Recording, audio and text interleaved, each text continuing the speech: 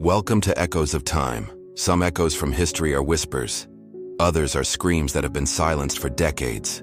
Today, we need to talk about a difficult and painful chapter of history, one that demands our attention and respect. We're going to discuss the story of the comfort women, but this is not a story of comfort. It's a story of immense suffering, but also one of incredible courage. It's crucial that we understand this history, not just to honor the victims, but to ensure such atrocities are never repeated. So, what does the term comfort women actually mean? It's a deeply misleading euphemism created by the Imperial Japanese Army before and during World War II. The Japanese term is ianfu. This term was used to describe women and girls who were forced into a system of organized sexual slavery. Let's be perfectly clear. These were not volunteers. They were victims of a large-scale, systematic and brutal operation orchestrated by the Japanese military. This system of military brothels called comfort stations began to take shape in the early 1930s, following the Japanese invasion of Manchuria.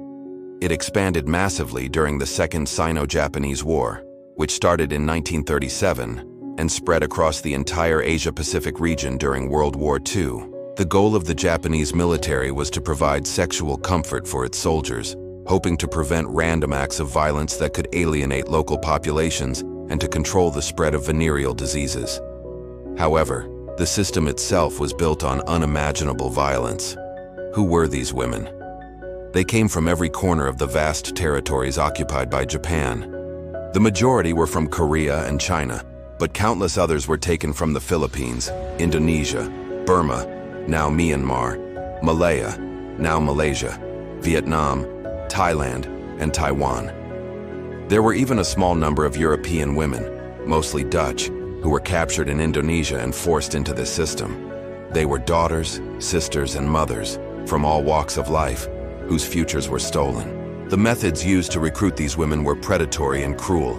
Many were lured with lies. They were promised legitimate jobs as nurses, factory workers, or waitresses, only to find themselves trapped in military brothels. Others were coerced. Their families were threatened by Japanese soldiers or local collaborators, leaving them no choice but to give up their daughters. In many cases, it was outright abduction. Soldiers would storm through villages, kidnapping women and girls directly from their homes and fields.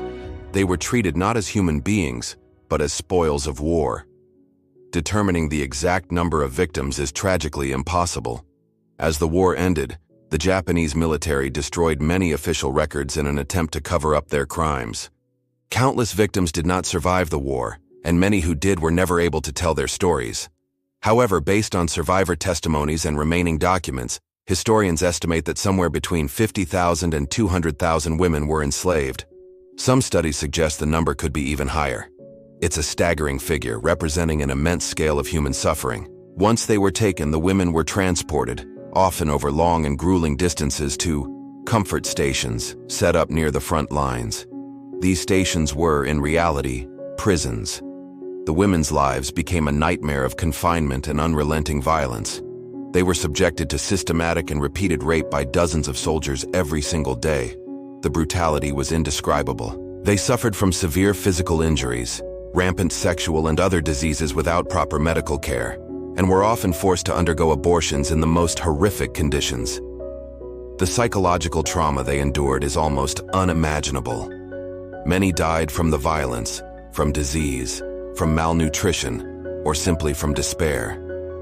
When the war finally ended in 1945, the nightmare did not end for the survivors. Many were simply abandoned by the retreating Japanese army, left to fend for themselves in war-torn landscapes far from home. In some horrific instances, women were executed by soldiers to silence them, to eliminate any witnesses to these war crimes. Those who did manage to survive faced an entirely new set of challenges. The journey home was often perilous, and for those who made it back, a different kind of pain awaited. Due to the deep-seated social stigma surrounding sexual violence, especially at that time, many survivors were ostracized by their own communities and even their families. They were seen as shamed or spoiled, and they carried this burden in addition to their profound physical and psychological scars. For decades, the vast majority of these women, who are often respectfully called halmoni, or grandmothers in Korea, lived in silence. They hid their pasts, bearing their trauma alone, without support or recognition. The world was largely unaware of what had happened to them. This long silence was finally broken in the early 1990s. A wave of change began when a few incredibly brave survivors started to speak out publicly. The most prominent among them was Kim Hak-sun from South Korea. In 1991, she became the first survivor to publicly testify about her ordeal. Her courage was a watershed moment. It shattered the silence and inspired other survivors across Asia to come forward and share their own harrowing stories. Their collective testimony sparked a powerful international human rights movement. This movement had clear demands: a formal, sincere apology from the Japanese government, legal compensation for the victims, and the accurate inclusion of this history in textbooks so that future generations would never forget. To this day, the history of the comfort women remains a deeply painful and contentious issue in East Asia and beyond.